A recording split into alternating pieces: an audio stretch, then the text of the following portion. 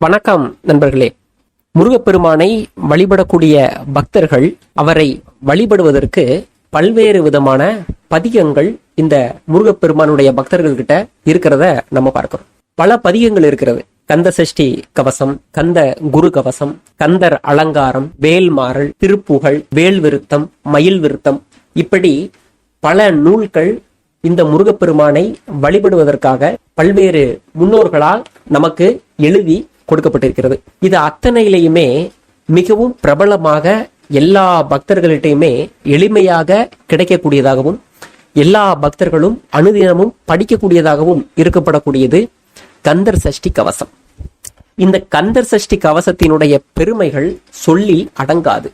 முருகப்பெருமானை வழிபடக்கூடிய அடியவர்கள் இந்த கந்த சஷ்டி கவசத்தினை பாராயணம் செய்யும் பொழுது முருகப்பெருமான் ஓடி வந்து அருள் கொடுப்பார் அப்படிங்கிறதுல எந்த விதமான சந்தேகமுமே துளி அளவும் தேவையில்லை. இந்த கந்த சஷ்டி கவசம் படித்தால் என்ன நடக்கும்? தினமும் இந்த கந்த சஷ்டி கவசத்தை படிப்பவர்களுக்கு அவர்களுடைய வாழ்க்கையிலே எந்த மாதிரியான மாற்றங்கள் நடக்கும்? இந்த கந்த சஷ்டி கவசத்தை படிப்பதால் நாம் அடையும் பலன் என்ன அப்படிங்கக்கூடிய பல்வேறு கேள்விகளுக்கு இந்த பதிவு உங்களுக்கு விளக்கம் கொடுக்குது. இந்த கந்த சஷ்டி கவசத்தினை படிப்பதால் ஏற்படும் நன்மைகள் என்ன அப்படிங்கிறது இந்த கந்த சஷ்டி கவசத்தின் இருக்கக்கூடிய முதல் பகுதியிலையும் கடைசி பகுதியிலையும் மிகவும் தெளிவாக கொடுக்கப்பட்டிருக்கிறது. இந்த கந்த சஷ்டி கவசம் படிக்கிறதுக்கு முன்பாக ஒரு காப்பு ஒன்று இருக்கும். நம்ம பார்த்திருப்போம். துதிப்பவர்களுக்கு வல்வினை போம், அவர்களுடைய துன்பம் போம். அந்த லைனை நம்ம பார்த்திருப்போம்.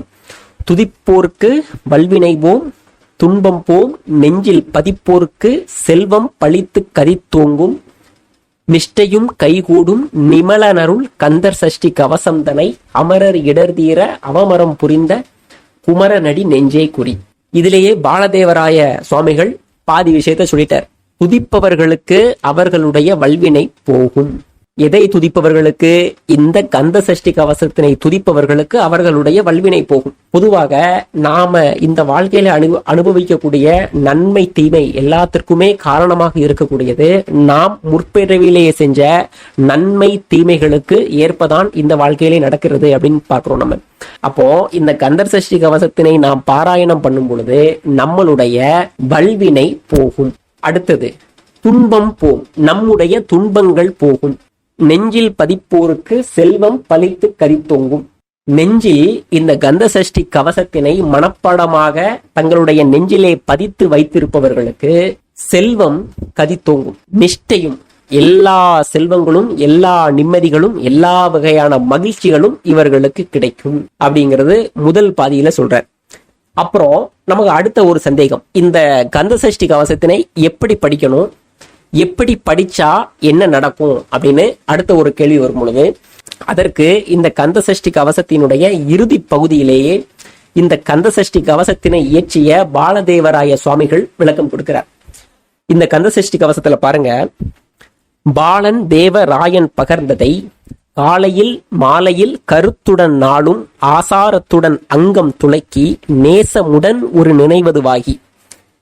பாலதேவராயன் சுவாமிகளால் இயற்றப்பட்ட இந்த கந்த சஷ்டி கவசத்தினை காலையிலும் மாலையிலும் கருத்துடன், தினமும் காலையிலையும் மாலையிலையும் தங்களுடைய உடலை சுத்தம் செய்துவிட்டு குளித்துவிட்டு நேசமுடன் ஒரு நினைவதுவாகி கந்த சஷ்டி கவசம் இதனை சிந்தை கலங்காமல் தியானிப்பவர்கள். அப்போ எப்படி தியானிக்கணும் அப்படின்னு நமக்கு புரிஞ்சிருச்சா?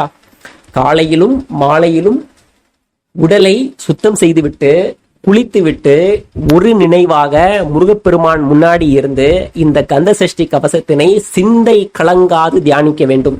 இதுதான் முறை. நான் பஸ்ல போகும்பொழுது நான் கேட்பேன், வீட்டுல டிவியில ஓடிக்கிட்டு இருந்துச்சுன்னா கேட்பேன், நேரம் கிடைக்கும் போதெல்லாம் எடுத்து படிப்பேன் அப்படிங்கறதெல்லாம் கிடையாது. அந்த பாலதேவராய சுவாமிகள் சொல்லுகின்ற கட்டளை இதுதான். இந்த கந்த சஷ்டி கவசத்தினை படிக்க வேண்டிய முறை இதுதான் அப்படின்னு உறுதியாக சொல்றாரு இந்த பாலதேவராய சுவாமிகள். நான் சொல்ற மாதிரி இந்த கந்த சஷ்டி கவசத்தினை தினமும் காலையிலும் மாலையிலும் குளித்துவிட்டு முருகப்பெருமான் முன்னாடி சிந்தையை ஒருநிலைப்படுத்தி இந்த கந்த சஷ்டி கவசத்தினை பாராயணம் செய்தால் என்ன நடக்கும் அப்படிங்கிறதுக்கு அதுக்கு அடுத்த லைன்ல விளக்கம் கொடுக்கிறார். ஒரு நாள் 36 கொண்டு ஓதியே ஜெபித்து உகந்து நீர் அணிய. அது மட்டும் இல்ல, நெற்றியிலே நீர், நீரில்லா நெற்றி பால் அப்படின்னு சொல்லிட்டு ஔவையார் சொல்லியிருக்கிறாங்க. அப்ப அந்த ஓதியே ஜெபித்து உகந்து நீர் அணிய அஷ்டதிக்குள்ளோர் அடங்களும் வசமாய் திசை மன்னர் என்பர் செயலது அருளுவர்.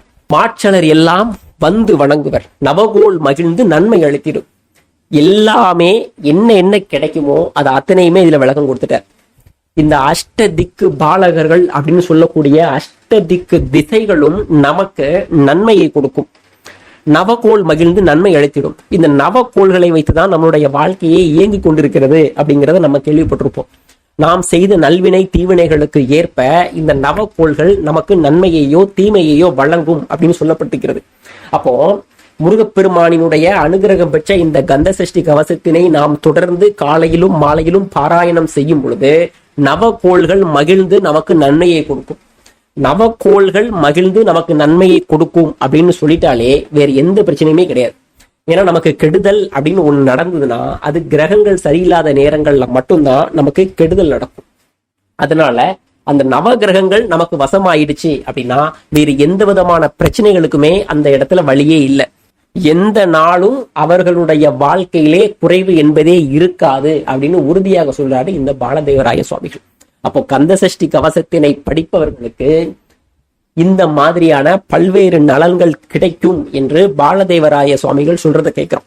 இந்த கந்த சஷ்டி கவசத்துல பல விஷயங்கள் சொல்லப்பட்டிருக்கிறது. நம்முடைய உடலில் இருக்கக்கூடிய அங்கங்கள் ஒவ்வொன்றையும் பாதுகாப்பதற்காக அந்த முருகப்பெருமான் கிட்ட வேண்டுவது போன்ற ஒரு அமைப்புல இந்த கந்த சஷ்டி கவசம் இயற்றப்பட்டிருக்கிறது.